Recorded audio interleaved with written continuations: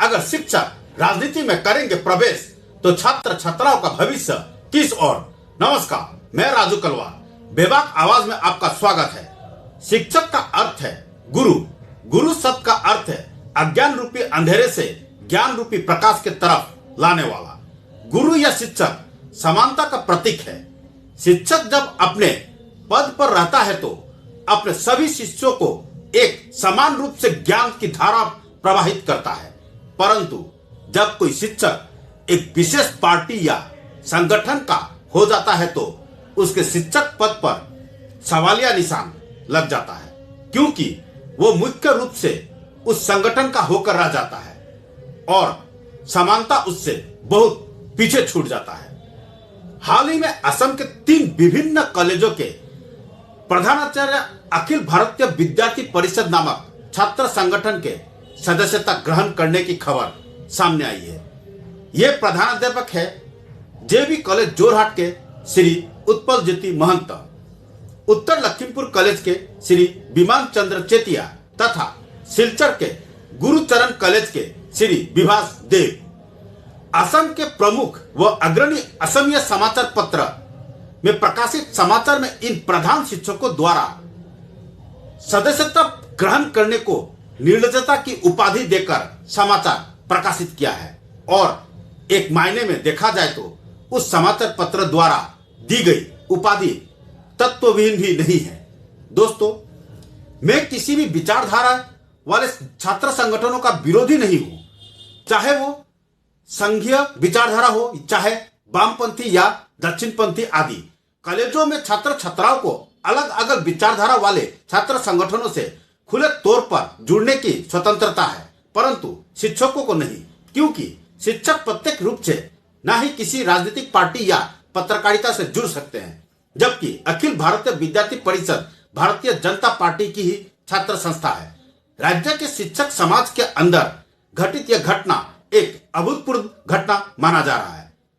सत्ताधारी दल को संतुष्ट रखने के लिए विभिन्न सुविधाओं और मान सम्मान के लिए राज्य के शिक्षकों का एक वर्ग इस तरह से नीचे गिरने के लिए तैयार है जिसके बारे में हम और आप सोच भी नहीं सकते। खुद को सरकारी लोगों के रूप में स्थापित करने के लिए राज्य के कुछ कॉलेजों के प्राचार्य और प्रोफेसर भगवा पार्टी की छात्र शाखा अखिल भारतीय विद्यार्थी परिषद यानी एबीवीपी में शामिल होने के लिए मानो एक प्रतियोगिता चल रहा हो, जिसके चलते शैक्षिक क्षेत्र को हिलाकर रख दिया है। एबीवीपी की असम इकाई ने अपने फेसबुक पेज पर प्रिंसिपल प्रोफेसरों द्वारा सदस्यता लेने के बारे में तस्वीरें सार्वजनिक करने के बाद पूरे राज्य में चर्चा का विषय बना हुआ है। साथ ही पूरे राज्य में इसकी कड़ी प्रतिक्रिया देखी जा रही है। ऐसे कई कॉलेज के प्राचार्य या अध्यापक द्वारा छात्र इकाई के सदस्य के रूप में पदभार लेने की खबर सामने आते ही कड़ी प्रतिक्रिया देखने को मिल रही है। गौरतलब है कि छात्र संघ द्वारा असम महिला विश्वविद्यालय के प्रोफेसरों सहित राज्य के कई कॉलेजों के शिक्षकों के एबीवीपी का सदस्य बनने के फैसले को सोशल मीडिया का जरिए सार्वजनिक किया गया है।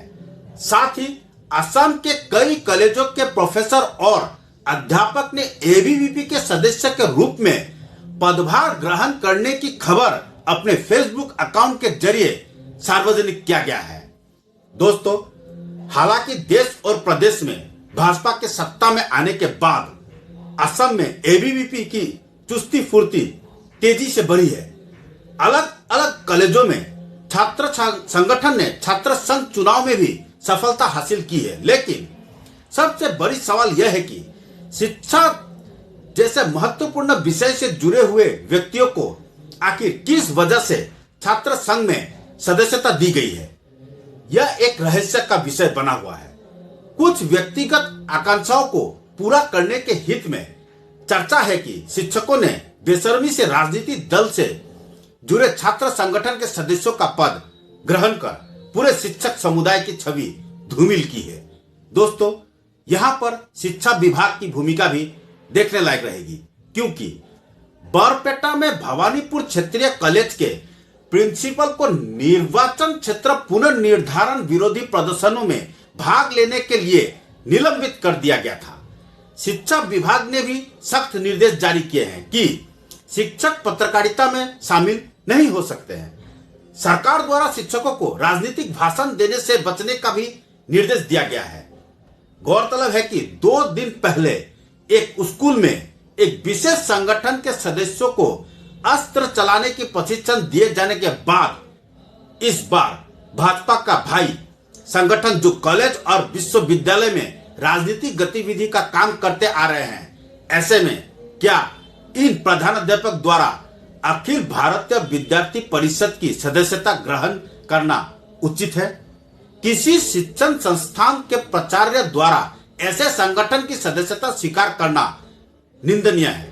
जिस रूप में भाजपा और उसके सहयोगी संगठनों द्वारा भगवाकरण की प्रक्रिया की शुरुआत कर दी गई है, वह निश्चित रूप से असम में शिक्षा जगत के लिए एक चिंता का विषय है।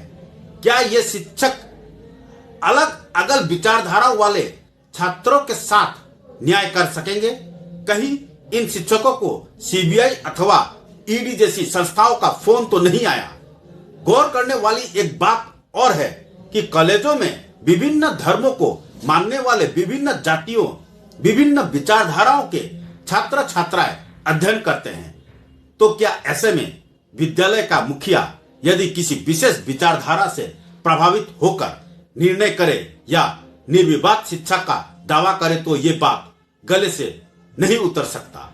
धन्यवाद।